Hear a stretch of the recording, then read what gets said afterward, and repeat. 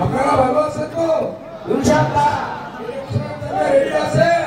ইনশাআল্লাহ ভোট দেওয়ার জন্য রেডি আছেন? ইনশাআল্লাহ তারা চাবির উপরে তালা দেওয়ার জন্য রেডি আছেন? ইনশাআল্লাহ আমার মামা বেশি লেগে গেছে, এরা হাত বেশি উঠতেছে।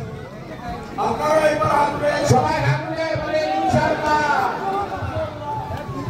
রজুল ভাই, আপনি যে মিসাল এত বড় একটা ডাব্বা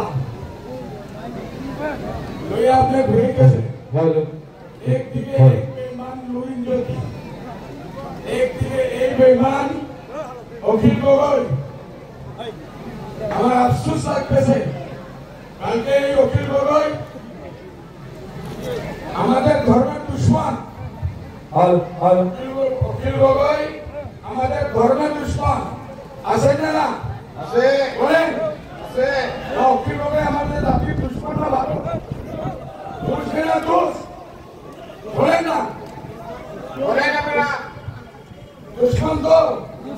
ওই কালকে মিটিং এ বলছে আমাকে, আমার নাম লইয়া বদরুদ্দিন বলছে জাতির দুশ্মন। আমি জাতির দুশ্মন? দিনের দুশ্মন, ইমানের দুশ্মন, কলমার দুশ্মন, কংগ্রেস পার্টির দুশ্মন। এই মাসে আর দুঃখের কথা, কিছু টুপিওয়ালা মানুষরা সামনে আছে, কিছু মোল্লা মানুষ আছে আর জোরদার তালি বাজাইতেছে।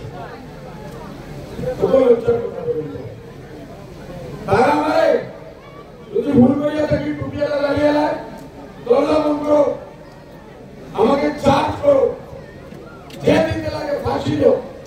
একজন গैर মুসলিম মানুষের মুখ থেকে আমি জাতির বুদ্ধ, আমি জাতির দুশ্মন, তারা তালি দিতে পারে নাকি? তালি দিতে পারে? লজ্জা, দুঃখের কথা। আমি আপনারা এই বেঈমানে আর যে বেঈমানে আনছে সবের আমি বিচার দিয়ে দিতেছিলাম। ইনশাআল্লাহ 7 তারিখ আপনারা বিচার করবেন তো? ইনশাআল্লাহ বিচার করবেন তো?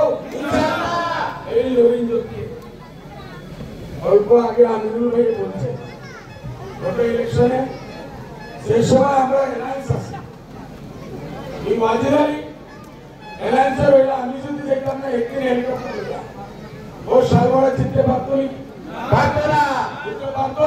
পারবো না আজকে উনি ঘুরে গেছেন। ওই টাইমে এই লরির জ্যোতি আর এই অখিল গগৈ বিজেপি লোকে মিলি সিএম থেকে পয়সা লইয়া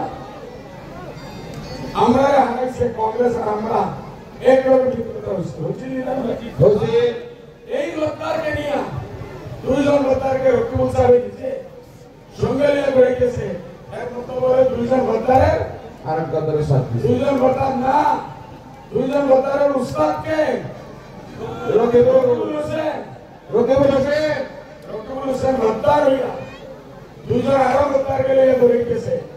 আরে ভোট দেওয়া যাইবে নাকি? যাবো না আরে ভোট দেওয়া যাইব? যাবো না আমাদের সিলেটের মাঝে একটা কথা আছে, চুরে চুরে আনি এক চুরে বিয়া করবো আর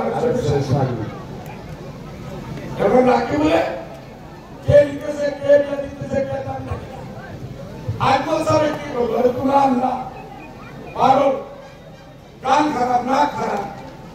আজমল সাহেব ধুবড়ি ফুলবাড়ি বিয়ে আনলো, তারা দেখে না। আজমল সাহেব কি করলো? দাঁড়িয়া দাঁড়িয়া দাঁড়িয়া মেডিকেল কলেজ আনলাম, আমি দেখি নাই। আপনি রেলগান বললাম, রেলওয়ে আনলাম, বলে দেখি নাই। গ্রুপশিপ এয়ারপোর্ট আনলাম, বলে দেখি নাই। সকালে ভাত খাইছো, বলে জানি নাই। কাপড় পিন্ধি আসো, বলে হুজুর জানি নাই। শরীরে কাপড় আছে না লেমটা, বলে হুজুর এটাও জানি নাই। এটা দেখে নিত এত বড় একটা 20 কিলোমিটার 5,000 কোটি টাকার প্রজেক্ট, তারা দেখে নেই। মেডিকেল কলেজ নাম দেখে নাই, এগ্রিকালচার কলেজ নাম কৃষি বিজ্ঞান দেখে নাই।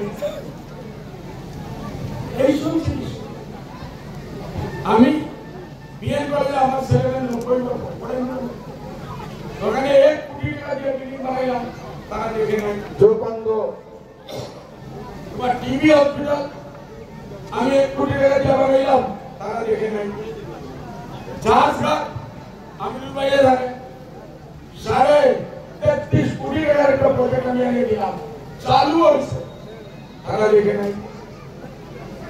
আমরা এনআরসিতে কাজ করতেছি, তারা দেখে নাই। ডিউটারের কাজ করতেছি, তারা দেখে নাই।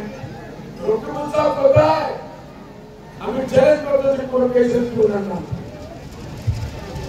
জবাব দেব। বেইমানি বহুত হয়েছে। আমরা যদি বিজেপি এজেন্ট, আরে তোমার গোবেন করা 1 নম্বর বিজেপি এজেন্ট, তুমি রকিবুল বিজেপি এজেন্ট। হেমন্ত বিশ্ব শর্মা কি কইছে?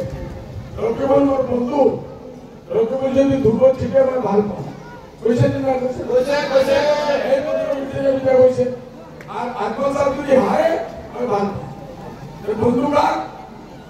রকিবুল আমার বন্ধু না দুশমন, বন্ধু না দুশমন, বন্ধু না। আমি রকিবুল, আমি সিএম এর দুশমন। আপনারা সিএম এর দুশকে ভোট দিবেন রকিবুলকে, না সিএম এর দুশমন আজমলকে ভোট দিবেন? আজমলকে দেব, আজমলকে দেব। সিএম এর দুশমন হইতে পারি আমি, আপনারা বলবো, আপনারা ভাই। আজমল সাহেব জিন্দাবাদ, জিন্দাবাদ, জিন্দাবাদ, আজমল সাহেব জিন্দাবাদ, জিন্দাবাদ, জিন্দাবাদ। রকিবুল সাহেবকে হিসাব দিতে হবে। ডিটেনশন ক্যাম্প যে সময় বনে উনি মন্ত্রী আছেন, একদিকে গভর্নমেন্ট সাইডে উনি আসবেন, একদিকে গভর্নমেন্ট সাইডে